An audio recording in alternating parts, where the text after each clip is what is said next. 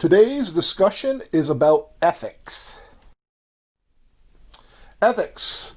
It's concerned with action and responsibility, evaluating what's right and wrong. In general, it's trying to figure out what's the right thing to do. How should we act? What's moral or immoral? What's the right way or the wrong way to do things in life?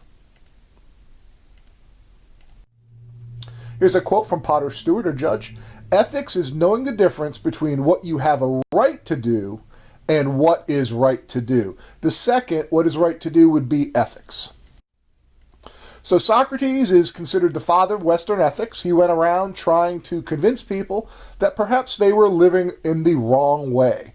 He said people are naturally good. If you tell them how to act, if you tell them what's right, if you tell them what's wrong, they will act in the proper manner, but generally speaking, people are kind of ignorant of what's right and what's wrong. So, some typical ethical questions. How should people act? Are there objective rules for moral conduct? Objective is like the math answer, subjective is more of an opinion. So are there definite rules of how we should act?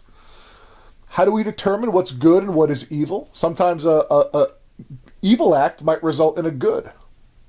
On what grounds can we say action is right or wrong? Are there ever exceptions to what's right or wrong? And how does the culture we live in maybe determine the morality? Some places it's okay to do some things, others not so much. So the law. Wrong acts are wrong because they break the law? The problem is, do we always feel like we've done something wrong if we break the law? I'm sure most people have broken the law at some point. You didn't wear your seatbelt or you crossed in a non-crossing zone. Are they wrong because the law says so?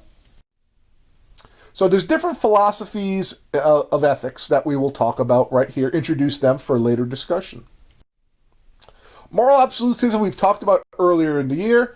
It's the belief that there is an absolute standard and we can judge right or wrong based on that. There's no wiggle room. There's no exceptions. Absolutism says doing this is always wrong.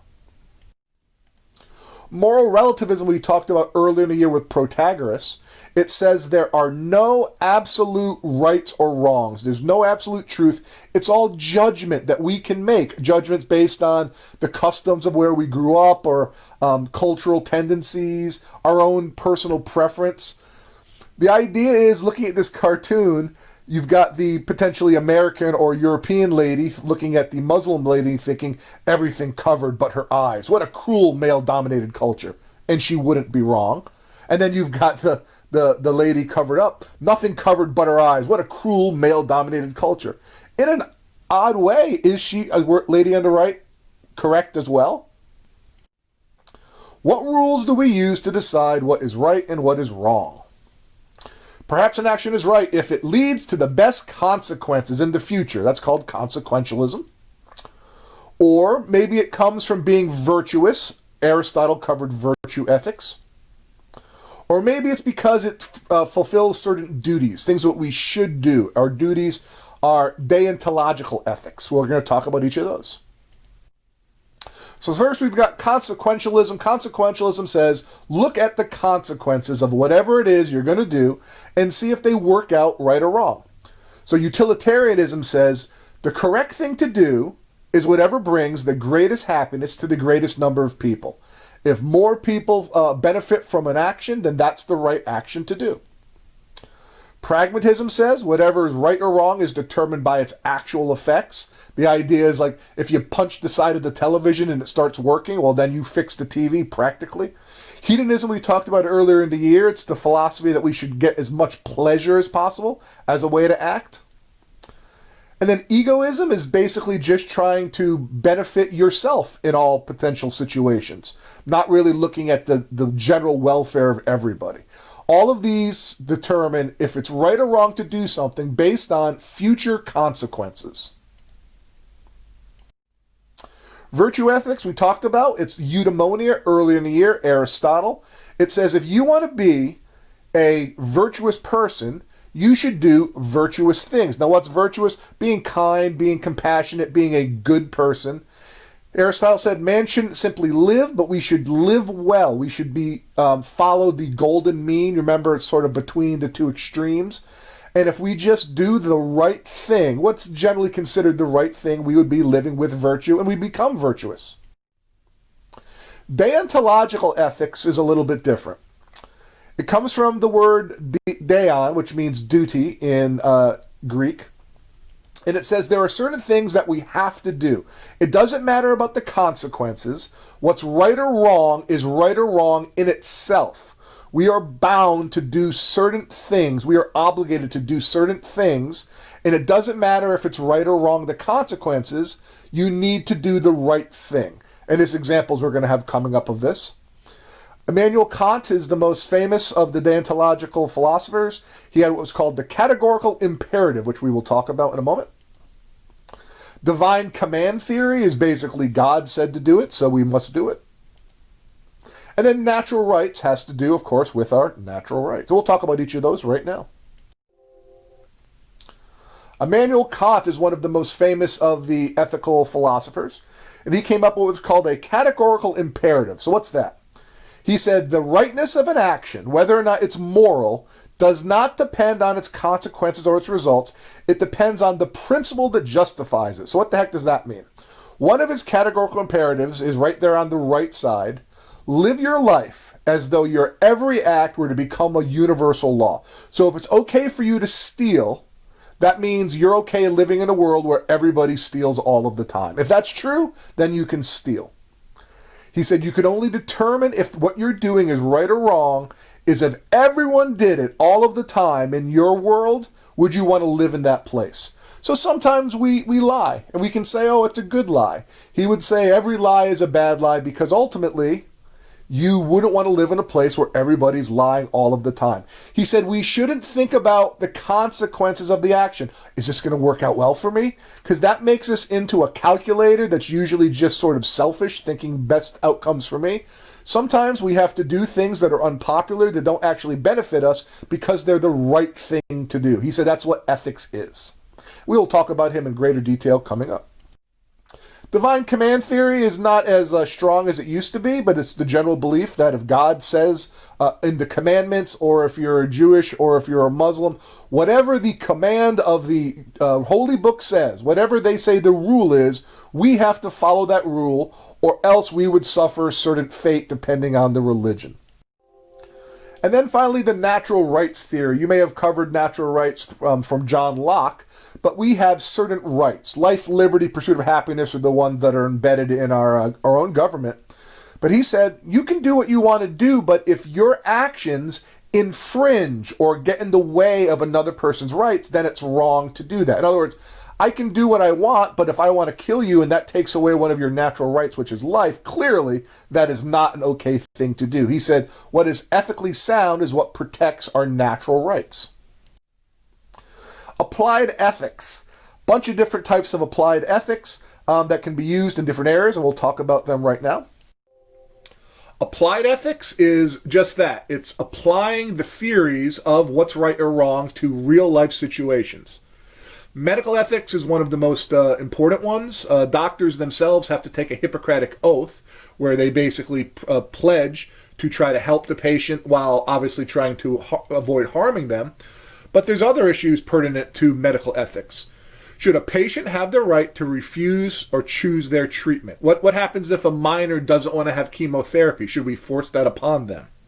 Is euthanasia permitted? Euthanasia is pulling the plug on someone who's no longer functioning, or just in a larger sense, someone who's terminally ill, who's in a lot of pain. Some people have talked about the right to die. Is that something that should be allowed in medicine?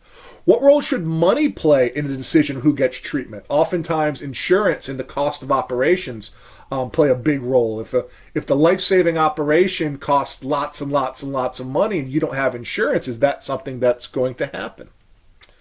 Bioethics, dealing with the biology advancements that have led to more issues in medicine, things you may have heard of like stem cell research. Stem cells taken from an embryo, which some say could actually help revitalize living humans. Genetically modified food, you may have seen GMO on packaging. Cloning. Cloning is making an exact replica of another being. Dolly the sheep was the first thing that was cloned, a sheep. Human genetic engineering. Imagine going to the doctor and being able to choose, yeah, I'd like to have a boy with yellow hair and blue eyes. These are all issues that pertain to medical and bioethics. Environmental ethics looks at how we, humans, interact with our natural environment. So things like, should we continue to use nature and cut down forests for the sake of human consumption? Meaning we obviously have lots of wood used everywhere. We use wood from trees to the toilet paper and the paper we use. But the cutting down of trees, what role does that have in our environment? Should we continue to use polluting energies such as gasoline vehicles? Should we drill for oil and deplete the environment of wildlife? What obligations environmentally do we need to keep for future generations? I mean, we can use up all of the assets that this planet has quicker, or do we need to think of future generations in these decisions? Is it right for humans to cause the extinction of a species? Now, we don't knowingly cause it, but when you realize that 99% of all the species that have ever lived are now extinct, what role does man play within that? Do animals have rights? I mean, dogs have rights in America. The ASPCA will be all over you if you're cruel to a dog, but other, chickens, cows, maybe not so much. Business ethics. This is in regards to business, and unfortunately it's one of those oxymorons. Some people say that in business there is no ethics. Corporate responsibility is the idea that the business should do what's right for society and take responsibility. In other words, children have a lot of cartoons. Early morning Saturdays, I used to grow up watching cartoons, and there'd be lots of commercials for children's cereal, which was all full of sugar. Is that the sort of stuff that we should be pitching to young children with their little, Captain Crunch and all the little cartoon imagery that the kids gravitate towards? At the same time, should we be pitching sugary cereal to children, moving them on the way to diabetes? In information ethics, especially with the internet now and the way technology works, how private is your information? I mean, unfortunately, many people have had their credit cards numbers stolen, but your personal information can be taken from you. How should you behave in cyberspace? This is a pertinent one, being that the internet or,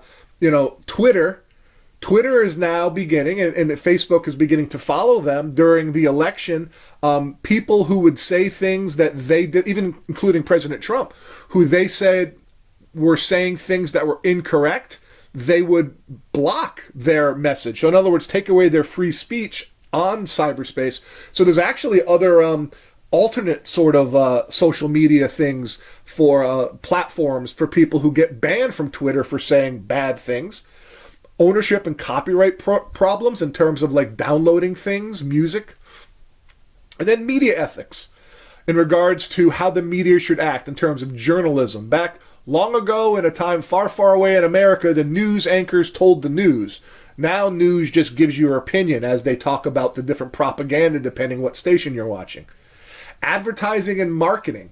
The idea that oftentimes we are advertised, we are told to buy certain products because they'll help us in a certain way when it's clear that those eating an extra Big Mac is not going to get you the supermodel, so why is there a supermodel in the commercial for McDonald's? And entertainment media as well.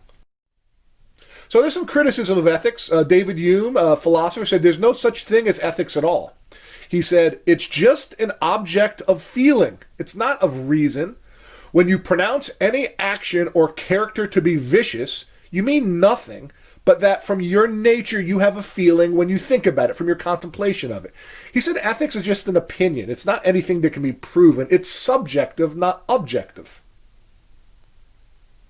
And then later on, Friedrich Nietzsche, probably the final philosopher we'll do this year, he was a skeptic about morality. He said, I'm going to be the first immoralitist. I'm going to do the exact opposite of what other people say I shouldn't do. So he said that ethics keep people from crossing lines. He said man should not have to follow the footsteps of others who say what is quote-unquote right or wrong. He said that's a weakness. We should carve our own path. That's Nietzsche with his mustache. So, are the following always ethically wrong? Stealing? Speeding? Telling a lie? Cheating on a test? Getting drunk? Being selfish? Swearing? All of these, I bet from time to time you would say, yeah, I could do that, or I have done that. Are they always wrong, or is there a wiggle room? Is it absolute relativism or moral relativism? Oh, using violence against others as well. So a few moral dilemmas, and let's get a little discussion going. A simple one. Grandma asked me if she liked the sweater that she gave me. It's ugly. Should I tell her the truth and hurt her feelings, or lie to her and deceive her? Both options seem wrong. Most people would probably lie to grandma, but is that ethical what you did? You saved her feelings, but you lied to her. You deceived her. Now she's going to get you lots of those ugly sweaters. Another one. The cash register girl at the local store, the mom and pop store, thinks I gave him a 20 instead of a 5, and she gives him back too much change. Should I say something? Well, the idea is if Walmart or a big super billion-dollar company does it, we probably don't think twice. Or maybe we do. But in terms of a local place that's maybe just making a profit, do you let them know they made a mistake? Are you honest? Or do you think of the consequence of, well, nobody knows. I could just keep this extra $15. Here's a harder one. You're the defense attorney who is in need of a lot of money because your uninsured twin brother's car accident. You need $1 million. Your new client, a millionaire, tells you he actually did the crime you're defending him for, but he got you as a lawyer because you can get guilty people off free. And the thing he's charged with is a murder rape. And he's told you that he's guilty. Do you still defend him knowing that he will pay you the $1 million you need for your brother's operation? Or do you have, quote unquote, ethics and morals and refuse to defend him? Another hard one. After my lesson on ethics, you see a news story of the man who robbed the bank looks a lot like your father. Because it is. You no longer live with him and you haven't seen him in 2 years. Should you turn him in? Well, obviously you're not going to turn in your own father, right? But what if they robbed the bank? What if they're guilty? Is that something that you would do ethically, morally? Another one. A police officer learns that conclusive evidence to convict a serial killer was obtained illegally, and therefore we can't use it in court. However, no one except for you and your partner, remember you're a police officer, knows this. Do you inform the judge so that the case is dismissed and the killer goes free, or do you just keep quiet that the evidence was taken illegally and therefore allow the guilty person to be convicted? And here's another one, which is actually a true one. Maybe a lot of these are true, but this last one definitely is. The basketball clock guy, person running the clock during the game, realizing that the winning shot came after time ran out because the scoreboard did not turn on properly. The shot was made by his team, and they're playing at home, and the win that they just got would get them into the state championship for the first time in years. Should he tell the referee, causing his team to lose and making the 500 fans angry at him? Most people would probably just keep quiet, even if it was your own team. And the part of the story that's true is, what if the player who made the shot was the son of the clock operator? So you're running the clock. Your son hits the winning shot to put you guys into the state championship for the first time in forever, but the shot was too late. Do you say something, or do you let it slide? That's a moral dilemma. There's a few other classic ones. The train dilemma. An out-of-control train is going to soon kill 5 people who are stuck on the track. You can flip a switch to make the train switch to another track where there's only one person stuck. So the train is coming down the track, choo-choo, and you got those 5 people on the right. They are going to get run over. Or you can flip the switch and just take out that one doofy-looking guy on the left. Do you do it?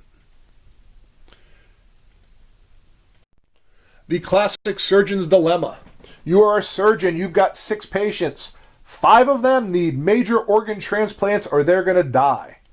There's a 6th patient who is a donor, who has all the organs, and you could save the other 5, but they're just there for a minor operation.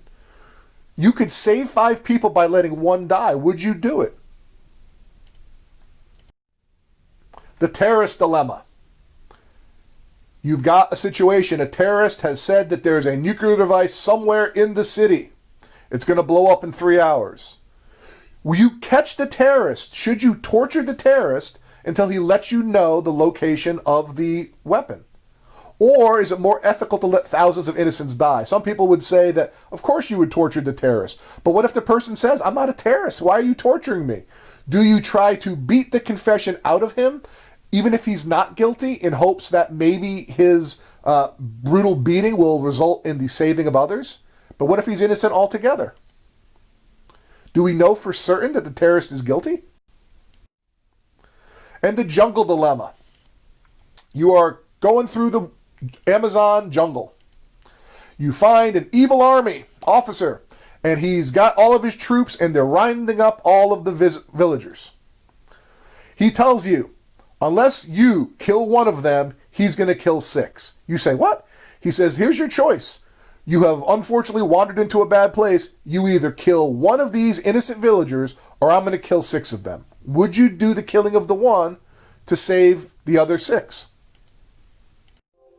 So continued, what if there were only 2 villagers? Or what if there's 10 villagers who are going to be killed? What if there's 100 villagers? Would you kill one innocent person to save 100? Most people say no, but when you think about it, shouldn't you say yes? Or is that something that should be discussed in an ethical manner?